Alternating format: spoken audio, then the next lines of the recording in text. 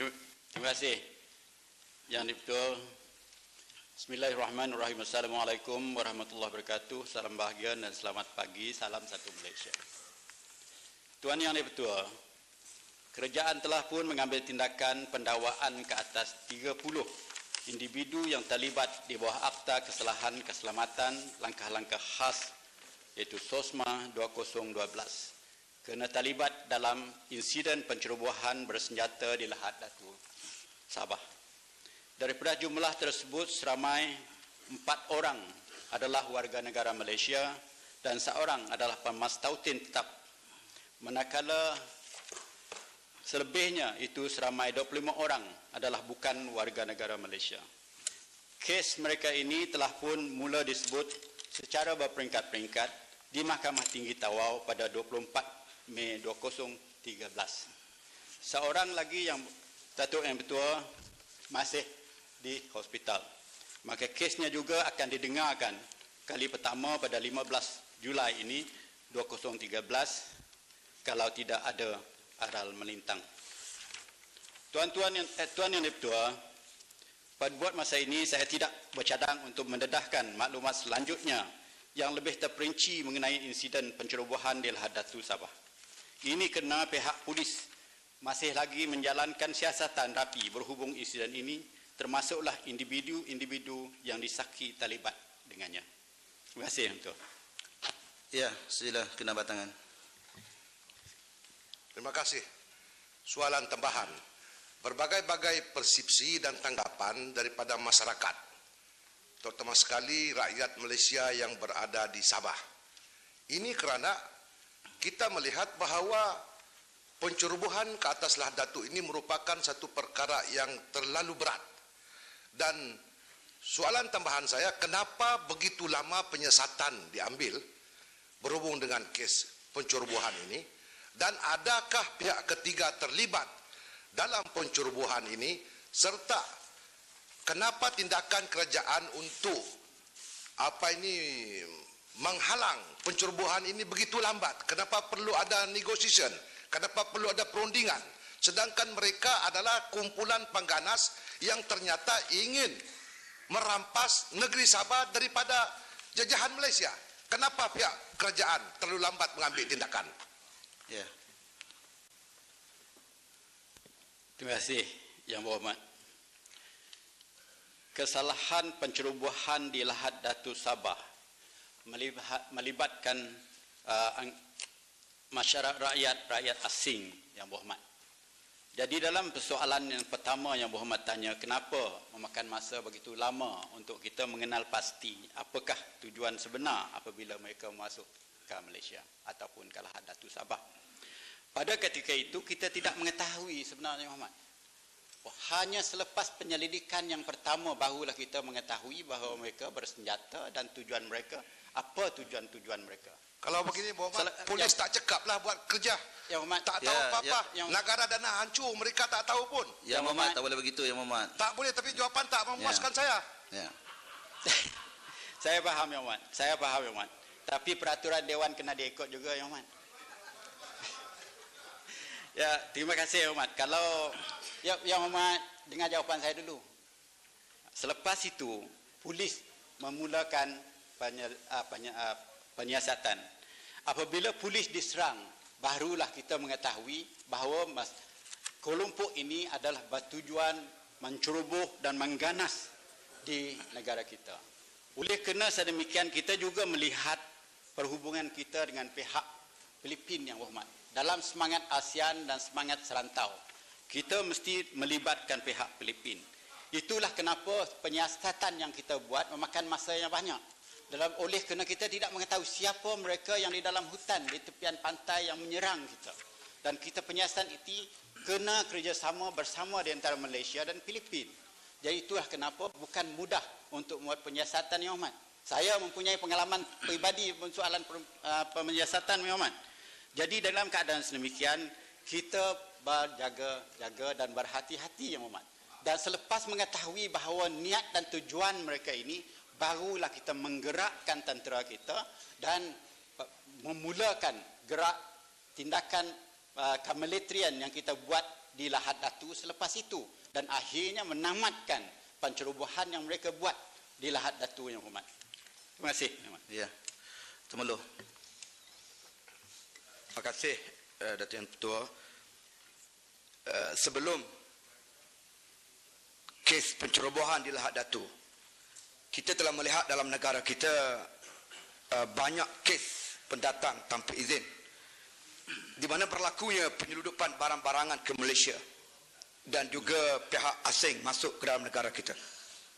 Malah kerajaan juga dikatakan banyak sebelum ini melancarkan operasi-operasi keselamatan di sempadan pengairan negara kita. Antaranya ialah operasi pasir pada tahun 2000 berikutan dengan kes penculikan rakyat Malaysia di Pulau Sipadan dan lain-lain operasi. Dan kita juga akui bagaimana keluasan laut dalam negara kita dan juga kepulauannya yang cukup besar. Namun itu tidak boleh dijadikan sebagai satu alasan mutlak untuk berlakunya kelonggaran dan juga pengabaian. Kerana terdapat sebelum ini alasannya ialah kerana terdapatnya ratusan laluan-laluan sunyi ataupun lorong-lorong tikus Ya, yang ringkaskan, boleh Temeluh. dimasuki oleh Soalan. pendatang tanpa izin. Soalnya ialah Ya. saya nak minta penjelasan daripada pihak kerajaan untuk menjelaskan. Ini bagi orang Sabah tanya bagus lagi lah. Ya, untuk menjelaskan agensi-agensi kerajaan yang mengawasi sempadan pengairan negara, sejauh manakah kawalan yang melibatkan immigration, yang melibatkan polis, gerakan marine, TLDM, agensi penguasaan maritim Malaysia dan juga lokasi-lokasi pendaratan yang lain sehingga ianya memudahkan penceroboh masuk dalam negara kita sekaligus mengancam Ringkaskan, keselamatan Abel. dan kedaulatan negara. Terima kasih Yang di-Pertua.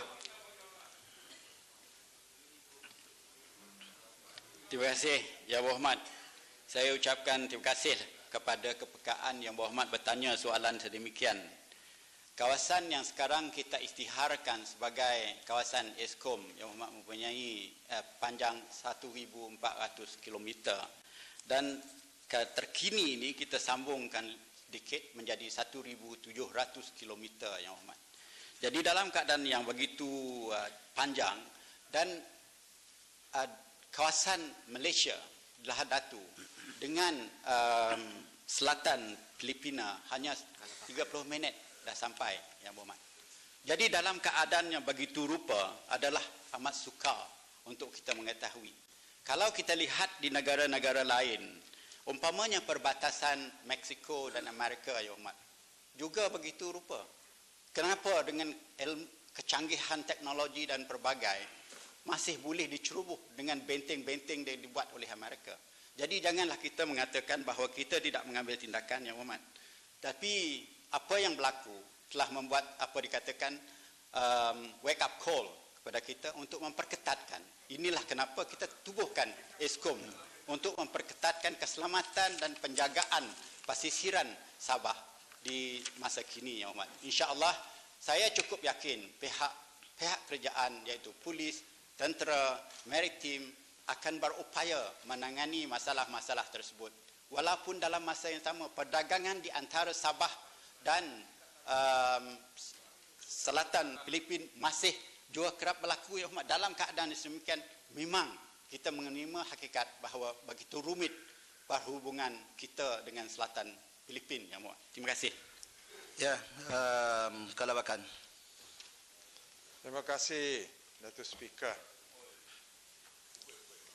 Kita sudah sedia maklum sebab saya ada pernah bangkitkan dalam Dewan Yang Mulia ini bahawa daripada Tawau, Kalabakan hingga Lahad Datu kita panjang pantai 1,000 lebih kilometer.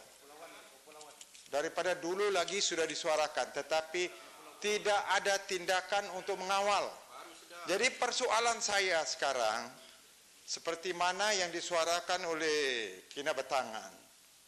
Kerajaan mengambil masa 2 minggu baru tahu ini pencerobohan. Walhal mereka sudah masuk dengan senjata. Kalau orang masuk rumah saya dengan senjata, apa saya buat? Bully lagi saya negotiate runding? Tentu tidak boleh. Tentu tidak boleh saya ambil shotgun terus tembak. Ini pencerobohan. Berarti Satu, kita lalai.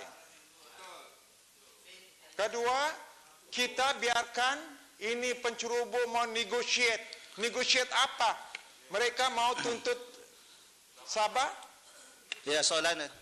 Soalannya, kenapa kerajaan mengambil masa begitu lama?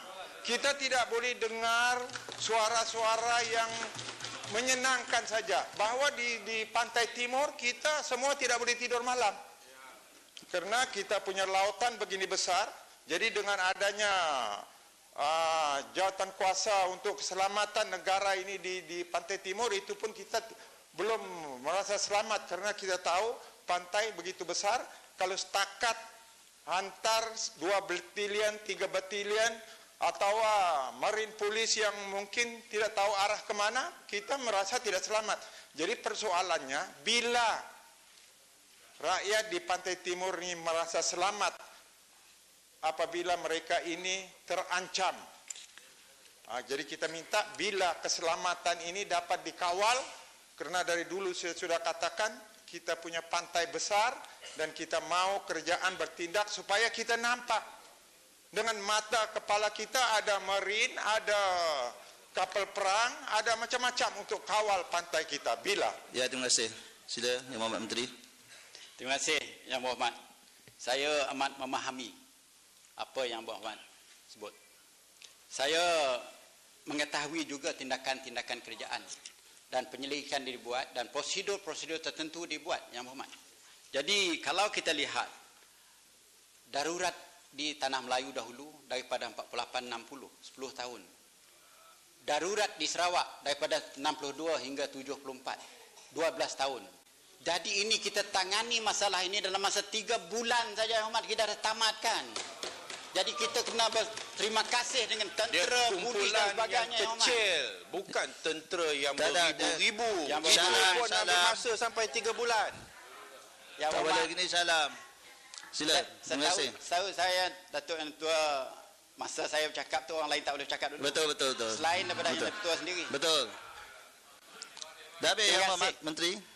Saya memahami perasaan kita semua. Saya sendiri pun memikir sedemikian juga.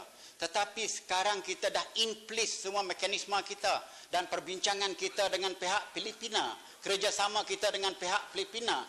Kita rasa terjamin sekarang Yang Berhormat. Saya ingin Yang Berhormat rasa juga terjamin supaya keselamatan di negeri Sabah dan di Pulau Borneo khususnya keseluruhannya juga terasa terjamin Yang Berhormat dengan tindakan-tindakan yang kita buat. Terima kasih. Speaker, kita tidak terasa terjamin. Ini kalau Kita tidak betul- mau Timbalan Menteri mengatakan kita rasa terjamin. Yang Berhormat, saya bagi minta peluang Yang Berhormat satu cakap. lagi soalan tambahan. Minta Yang satu lagi. Saya nak Yang saya Berhormat nampak Menteri sudah penjelasan. cukup Cukup Tak, Yang Berhormat, Ya. suruh dia duduk dia Yang Berhormat. Tak tahu. Tak apa.